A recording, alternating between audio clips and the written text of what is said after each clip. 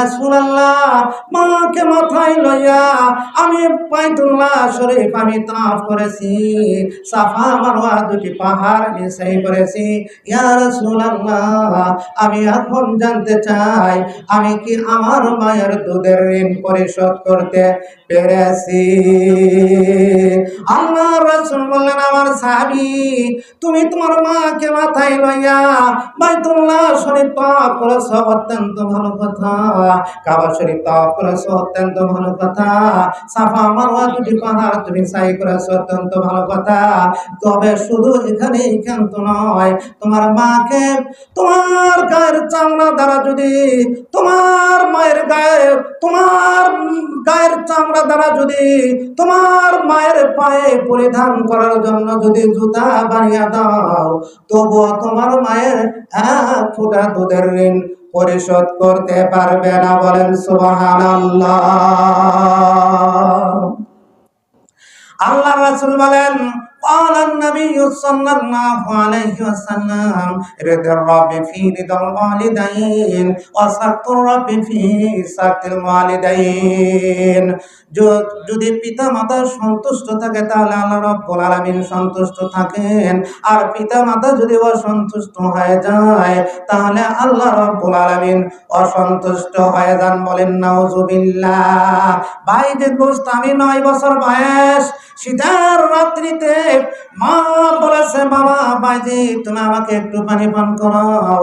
ছোট্ট বাইজিদ দৌড় দিয়েছেন, বাড়িতে তালাশ করার পরে পানি পাইলেন না, দৌড় দিয়েছেন, দূর থেকে পানি লইয়া আসে দেখেন বাইজিদের মা ঘুম এসেছে। ছোট্ট বাইজিদ তিনি আর ঘুম আসলেন না, মাকে ঘুম থেকে ডাক দিলেন না। হযরত বাইজিদ বুস্তামি রহমাতুল্লাহ আলাইহি সারা রাত পর্যন্ত গ্লাস ভর্তি পানি লইয়া মার শেহরের পাশে তিনি দাঁড়ায়া ছিলেন। বলেন সুবহানাল্লাহ। শেষ রজনীতে উঠিয়া বাইজিদ বুস্তামি রহমাতুল্লাহ আলাইহির মা ডাকতে বলতেছে, বাবা এই সামান্য পানির জন্য তুমি এত কষ্ট করলে, তুমি তো ইচ্ছা করলে ঘুম আসতে পারতে, তো এই সামান্য পানির জন্য এত কষ্ট করলে কেন? এবার ছোট্ট বাইজিদ মার মুখের দিকে তাকায়া ডাকতে বলতেছেন, মা আপনি যখন আমার দিকে পানি চেয়েছেন গো মা, আমি তালাশ করার পরে বাড়িতে কোনো পানি পাই নাই, আমি দৌড় দিয়েছি, দূর থেকে পানি লইয়া আসিয়া দেখি আপনি ঘুম এসেছেন গো মা। আপনাকে যদি ঘুম থেকে ডাকতে গো মা, আপনার ঘুমের ব্যাঘাত ঘটবে, আপনার বড় কষ্ট হইবে। আর যদি আমি বাইরে যদি ঘুমিয়া পড়ি, না জানি কোন গভীর রজনীতে উঠিয়া আপনি আমাকে ডাকাডাকি করবেন, আমার থেকে পানি চাইবেন, আমি যদি সঙ্গে সঙ্গে পানি না দিতে পারি গো মা, তবু আপনার কষ্ট হইবে, আপনার যেন কষ্ট না হয় গো মা। এই জন্য আমি বাইরে পানি লইয়া সারা রাত পর্যন্ত আপনার পাশে দাঁড়াইয়া ছিলাম। বাইজিদ বুস্তামির মা কেমন আল্লাহওয়ালা বান্দি, বাইজিদ বুস্তামির মা কেমন পরহেজগার বান্দি। হযরত বাইজিদ বুস্তামি রহমাতুল্লাহ আলাইহির মা শুধু ধন্যবাদ দিয়ে ক্ষান্ত হলেন না। হযরত বাইজিদ বুস্তামি রহমাতুল্লাহ আলাইহির মা পাক পবিত্র হইয়া নামাজের সিজদায় পড়িয়া ডাকতে বললেন, আল্লাহ আজকে আমার ছোট্ট বাইজিদ আমার সঙ্গে যে সুন্দর আচরণ করেছে, আমার সঙ্গে যে ভালো ব্যবহার করেছে, আল্লাহ আমি শুধু তাকে ধন্যবাদ দিয়ে ক্ষান্ত হতে চাই না।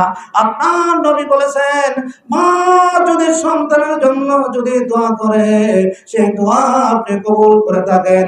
এখন আমার কপাল আপনার কুদরতে পায়ে লাগাইয়াছি,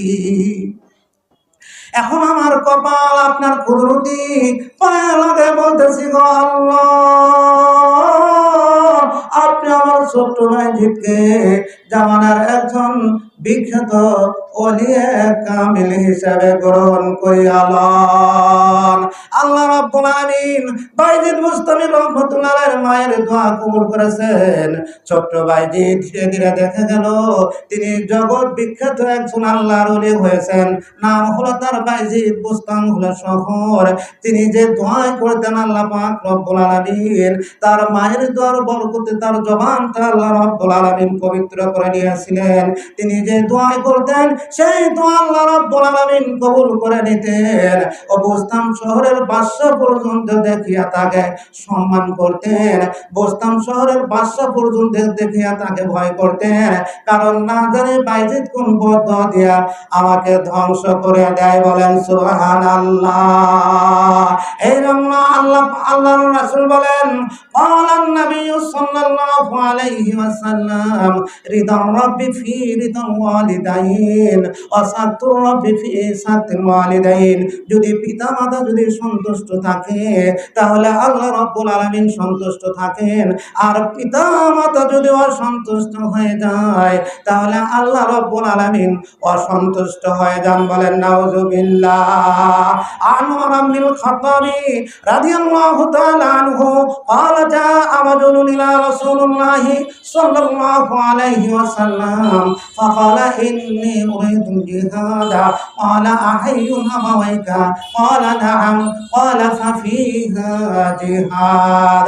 আল্লাহ রাসূল বলেন হযরত ওমর রাদিয়াল্লাহু তাআলা আনহু আমিরুল মুমিনিন, আল্লাহর নবীর সাহাবী, আল্লাহর নবীর শ্বশুর আমিরুল মুমিনিন হযরত ওমর রাদিয়াল্লাহু তাআলা আনহু থেকে বর্ণিত জনৈক সাহাবী আসিয়া বললেন ইয়া রাসূলুল্লাহ, ইয়া হাবিবাল্লাহ, আমি জিহাদে যেতে চাই, আমাকে জিহাদে যাওয়ার অনুমতি দিয়ে দেন। আল্লাহ রাসূল বললেন ক্বালা হায়ুন আবাওয়াইকা, তোমার কি পিতামাতা জীবিত আছে? আমরা নামাজ পড়ি সহজ, রোজা রাখি সহজ, ওয়াজ করি, টাকা থাকলে ওয়াজ করা যায়, ইচ্ছা থাকলে নামাজ পড়া যায়, আর শক্তি থাকলে রোজা রাখা যায়, কিন্তু নিজের জীবনকে আল্লাহর রাহে বাজি রাখিয়া, বুলেটের সামনে তরবারের সামনে নিজের জীবনকে বাজি রাখিয়া জিহাদ করা কিন্তু অত্যন্ত কঠিন। বলেন ঠিক কি ব্যাঠিক? আল্লাহ রাসূল বললেন বালা হাইউনা বাবাইকা, তোমার কি পিতামাতা জীবিত আছে?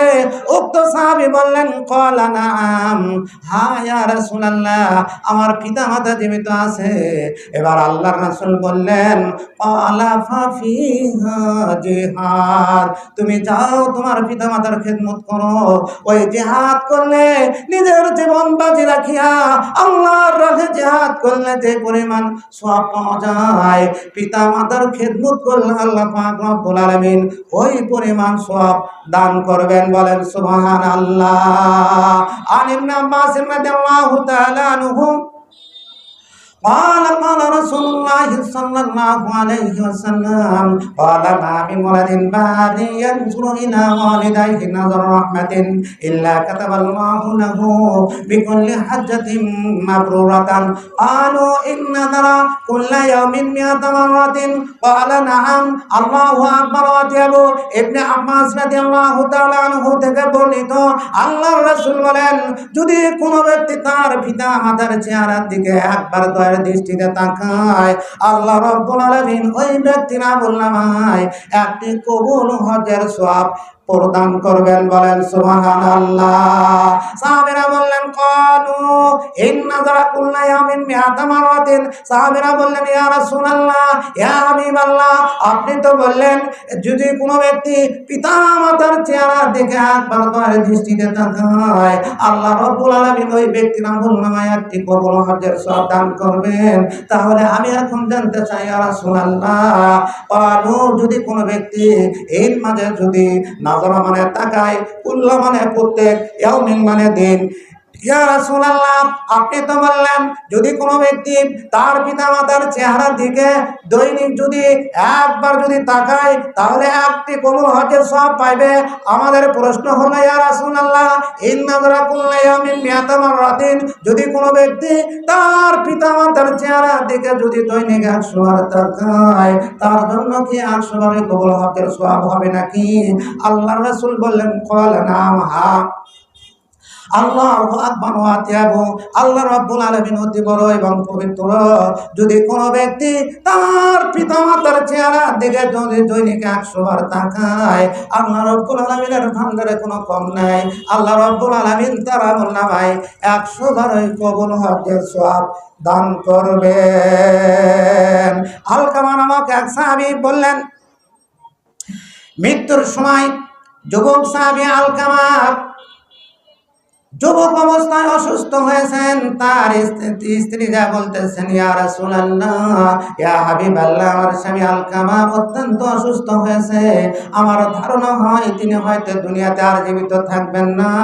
কয়েকজন সাহাবীকে পাঠিয়ে দেন, তারা যেন যে আলকামাকে কালিমার তালকিন দেয়। বলেন সুবহানাল্লাহ। আল্লাহ রাসূল 4 জন সাহাবীকে পাঠিয়ে দিলেন, হযরত বিলাল, হযরত আলী, হযরত আম্মার, হযরত সালমান। 4 জন সাহাবী হযরত আলকামা রাদিয়াল্লাহু তাআলা আনহুর বাড়িতে গেলেন। হযরত আলকামা রাদিয়াল্লাহু তাআলা আনহুর বাড়িতে প্রবেশ করার পরে দেখেন আলকামা মৃত্যুর পূর্বে কালিমা পড়া তো দূরের কথা, আলকামার মুখ দিয়ে কোনো কথাই বের হচ্ছে না। বলেন নাউজুবিল্লাহ।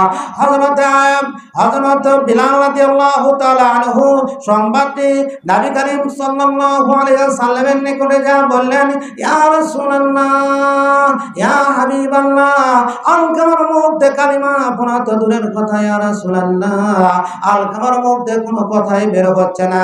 এবার আল্লাহর রাসূল বললেন, ইয়া বিলাল, তুমি যায়া দেখো আলকামার মা জীবিত আছে নাকি।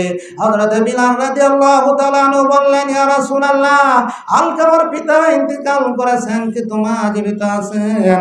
হযরত বিলাল রাদিয়াল্লাহু তাআলা আনহুকে আল্লাহর রাসূল বললেন, তুমি যাও, আলকামার মা যদি আমার নিকটে আসতে পারে তাহলে অত্যন্ত ভালো কথা, আর যদি আলকামার মা আমার নিকটে না আসতে পারে তাহলে আমি রাসূল স্বয়ং আলকামার মায়ের নিকটে উপস্থিত হব। বলেন সুবহানাল্লাহ। হযরত বিলাল রাদিয়াল্লাহু তাআলা আনহু যায় বললেন, ও আলকামার মা, আল্লাহর রাসূল বলেছেন আপনার যদি শক্তি থাকে, আপনার যদি সামর্থ্য থাকে তাহলে আপনি আল্লাহর রাসূলের দরবারে উপস্থিত হন। আর যদি আপনার যদি সামর্থ্য না হয় আল্লাহর রাসূলের দরবারে উপস্থিত হওয়ার মতো, তাহলে স্বয়ং আল্লাহর রাসূল সাল্লাল্লাহু আলাইহি ওয়াসাল্লাম তিনি আপনার বাড়িতে তাশরীফ আনবেন। এবার আলকামার মা বলতেছেন, আমার মাওলানা মুহাদ্দিস হাফেজ মোহাম্মদ আব্দুর রহু, MA master, MM double title, তাফসির ও হাদিস বিভাগ, খতিব, কাতলাহার কেন্দ্র জামে মসজিদ, প্রধান শিক্ষক দারুল আরকাম ইবতেদায়ী মাদ্রাসা, টিওরপাড়া, সোনারায় গাবতলী, বগুড়া। হুজুরের মোবাইল নাম্বার 01730208604।